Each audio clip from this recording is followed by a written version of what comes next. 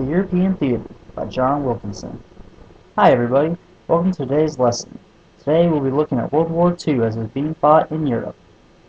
In 1939, Germany aggressively attacked Czechoslovakia and Poland to open the eastern front of the war.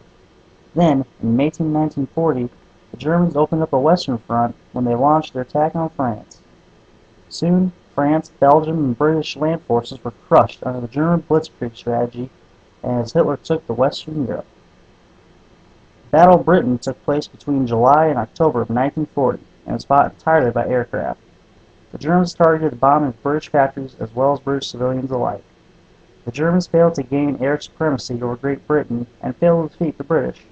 As a result, the British constructed the Atlantic Wall, a series of defensive fortifications along the French coast of the English Channel to prevent a German invasion of England.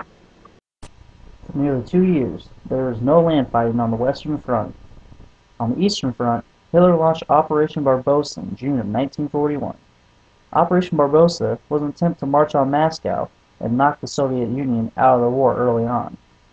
The Germans had initial success by gaining air supremacy over the Soviets and nearly marching all the way to Moscow.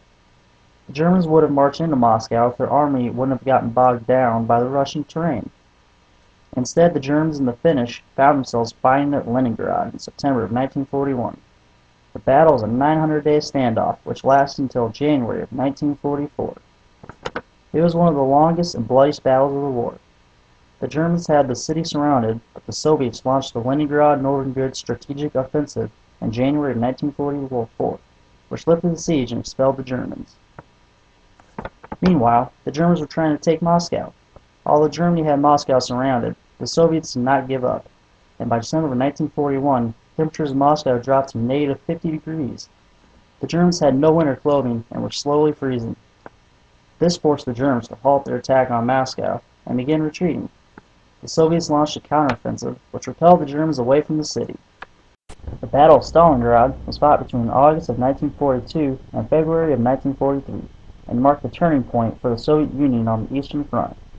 The Germans had reduced the city to rubble by summer of 1942 by way of bombing.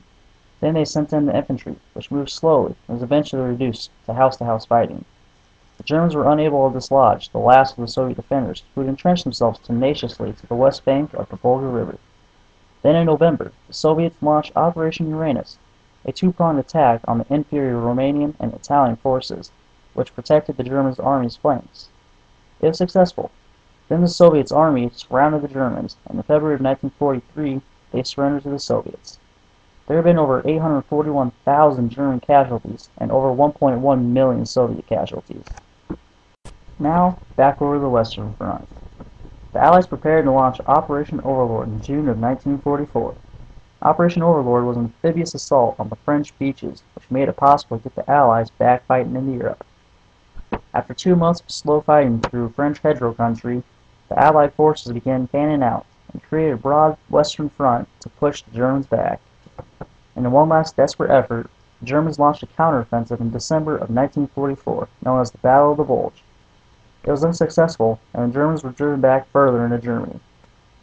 The Allies crossed the Rhine River into Germany in March and surrounded the Axis powers.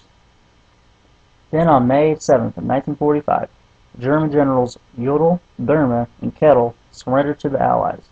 The war in Europe had officially come to an end. I hope you all had a good time learning about World War II in the European theater.